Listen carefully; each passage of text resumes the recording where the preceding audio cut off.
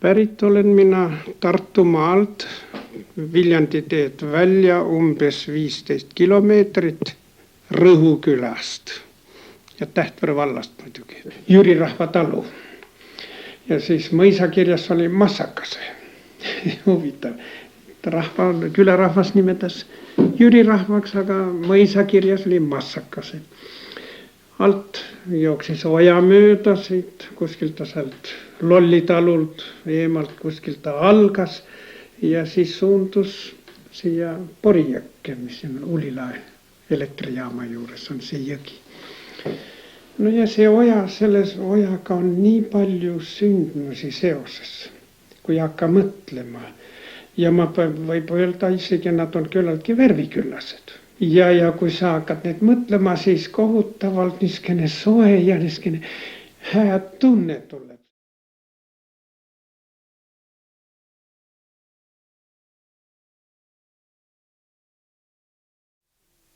Kord oli selline juhus, istusime Batistiini aias ja sõidavad 2 autot ette külalistega.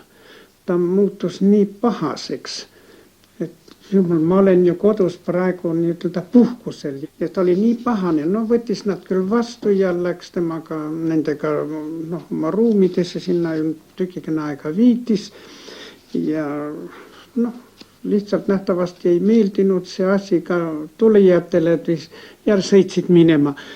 Aga huvitama mind nii peale selle, missugune ta tõepoolest oli. Tuli aeda tagasi, istume seal ja oli mingisugune must kaabu käes. Tulevad mehed sinna, töömehed sinna ja siis ta hakkas nendele seda kaabut pähe passima. Ja selle juures nii toredas heas tujus ja nii lõbus selle juures ja kuidas ühele või teisele mehele ja nii, et ma ei mäleta siis, kuidas see, kes seal siis lõpuks sai, aga see keegi sai nüüd kaabu omanikuks ja tema tuju näha oli kohe, kui ta sai nii endast vabalt tunda. Muutus kohe rõõmsaks ajast, sest ta üldiselt oli väga rõõmsa loomuline mees. Ainult nägin teda kord väga kurvana, väga masendatuna. Viimane kord kohtusin minä Batistiiniga 1928. aastal. Se oli kevadel oma õpetajan juures.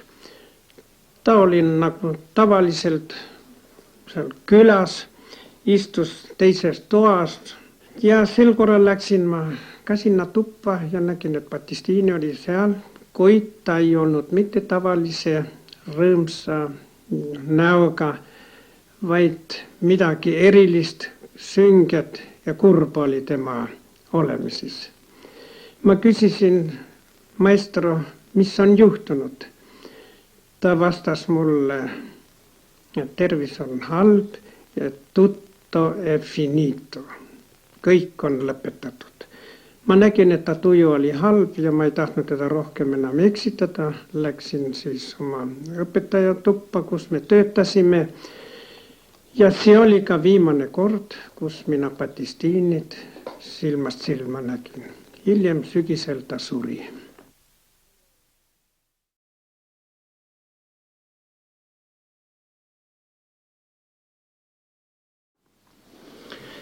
Ma olen ikka võrrelnud seda, et hääl peab, kui ta tuleb suust välja, et ta peab lendama nagu ütleme, see veduri korsent või vabriku korsent vaatate, kui tuleb seal paksu suitsu välja. Ta tuleb nii lõpmata pehmelt ja levib igale poole. Kõik suur ümbrus saab seda täis. Aga mitte nii nagu ütleme tuletõrje voolikust lastakse sealt selle peeniksest otsast ütleme suures särinaga seda vett välja, ta põrkub vastu kuskile vastu ja kukub, ta ei lenda.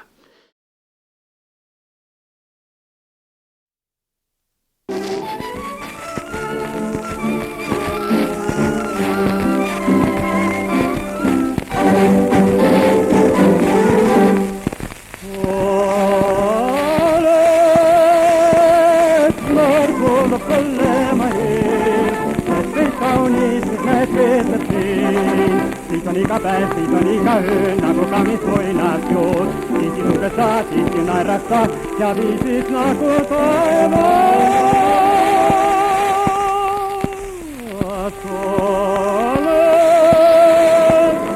Norrkoon polemahin, vetsin kauniisti vetettiin.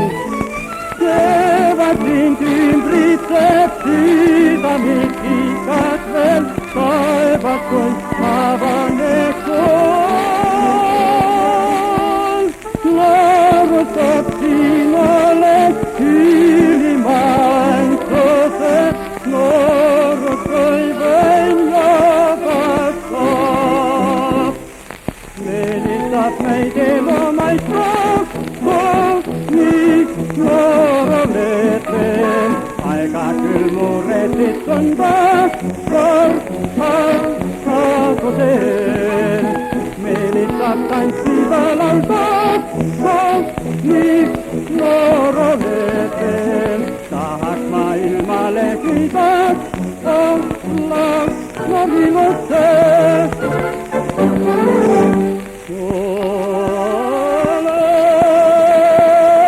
Norrkoon polemahin, vettei kauniisti vetettiin. Siitä on ikä päivä, siitä on ikä yönä, kun kamis voinas juut. Siisti uudessa, siisti nairassa, ja viisis nakut toivoo.